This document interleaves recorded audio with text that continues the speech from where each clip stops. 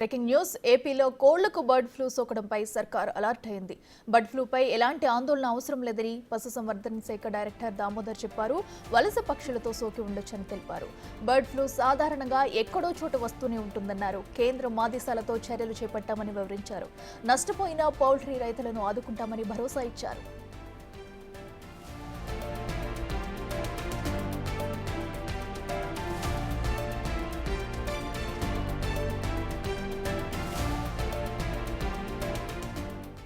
నేటికి ఏపీలో బర్డ్ ఫ్లూతో కూడా పలు పౌల్ట్రీల్లో వేలల్లో కూడా కోళ్లు చనిపోయిన ఘటన చూస్తున్నాం. దీంతో పాటు బర్డ్ ఫ్లూ వచ్చిన నేపథ్యంలో కూడా పలు చోట్ల కోళ్ల దుకాణాలను కూడా మూస్తున్న పరిస్థితి అయితే నెలకొంది. ఈ అంశానికి సంబంధించి మరింత సమాచారం మా ప్రతినిధి శివ అందిస్తారు. శివ, చెప్పండి. అయితే ఇప్పటికే బర్డ్ ఫ్లూకి సంబంధించి కూడా సర్కార్ అయితే అలర్ట్ అయింది, కొన్ని ఆదేశాలు కూడా జారీ చేసింది. అయితే దీన్ని ఇంకా ఇది పెరగకుండా ఎలాంటి చర్యలు తీసుకుంటున్నారు? అప్డేట్స్ ఏంటి? అట్లా మొత్తంగా చూసుకుంటే బర్డ్ ఫ్లూ ఎఫెక్ట్ ముఖ్యంగా ఈస్ట్ వెస్ట్ రాయలసీమ ప్రాంతాల్లో చాలా ఎక్కువగా ప్రభావం జరుగుతుంది. దీంట్లో ఎక్కువగా ఉభయ గోదావరి జిల్లాలపైనే ఎక్కువగా ఫోకస్ పడుతుంది. దీనిపై ఎలాంటి ఆందోళన చెందవద్దని చెప్పి పశువర్ధన శాఖ డైరెక్టర్ ఒక ప్రకటన విడుదల చేశారు.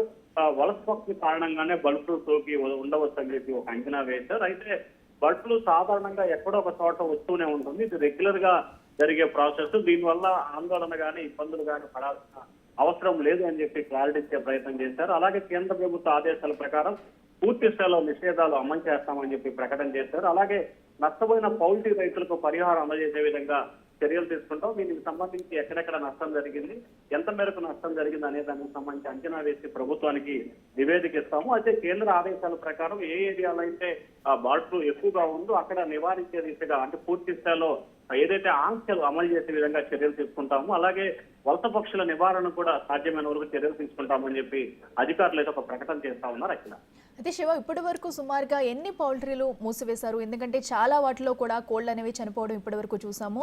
సో అయితే ఇది ఎక్కడ స్టార్ట్ అయింది అనేది ఏమైనా గుర్తించారా? ఇప్పటికీ అంశానికి సంబంధించి కూడా ప్రభుత్వం అయితే విచారణ అయితే జరుగుతున్న పరిస్థితి కనిపిస్తా ఉంది. అయితే ఎంతవరకు జరుగుతుంది ఏంటి అనే దానికి సంబంధించి అధికారులు పూర్తి స్థాయిలో అంచనా వేసే ప్రయత్నాలు అయితే కొనసాగుతున్నాయి. ముఖ్యంగా తూర్పుగోదావరి పశ్చిమ గోదావరి జిల్లాల్లో రెండు ప్రాంతాల్లో కూడా కోళ్ల మరణాలు అంటే ఏవియస్ ఇన్ఫ్లూజియా H5N1 బర్డ్ ఫ్లూ వైరస్ గా తేలింది. దీనికి సంబంధించి వివిధ ప్రాంతాల్లో చనిపోయిన కోళ్లకు సంబంధించి ఈ వ్యాధి వచ్చిందని కూడా నమూనాల ఆధారంగా గుర్తించారు. మధ్యప్రదేశ్ లోని భోపాల్లో ఉన్న నేషనల్ ఇన్స్టిట్యూట్ ఆఫ్ సెక్యూరిటీ దగ్గర నుంచి ల్యాబ్ పంపడం జరిగింది. ఆ ల్యాబ్ లో వచ్చిన నివేదిక ఆధారంగా దీన్ని గుర్తించడం జరిగింది. ముఖ్యంగా పశ్చిమ గోదావరి జిల్లా తణుకు మండలం, తూర్పు గోదావరి జిల్లా పెరవలి మండలం, కానూరు అగ్రహారంలో అక్కడ ఉన్న కౌల్టీ ఫారం నుంచి వచ్చిన నమూనాల్ని పాజిటివ్ గా గుర్తించడం జరిగింది. దీంతో పశువర్ధన శాఖ రెండు కోళ్ల ఫారాలను కూడా పూర్తి పెట్టేందుకు ప్రయత్నాలు చేస్తున్నారు.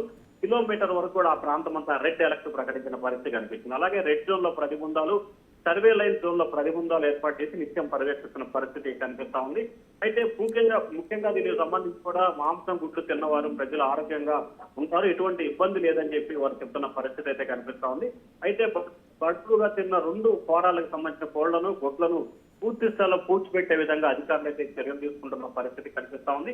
ముందు జాగ్రత్త జరిగి ఆ ప్రాంతం అంతా కూడా 10 కిలోమీటర్ల మేర నిఘా పెట్టి అంటే ఆ ప్రాంతంలో అనధికారిక తనిఖీ వాతావరణం అయితే ఏర్పాటు చేస్తా ఉన్నారు. Akhila. Right Shiva, thank you.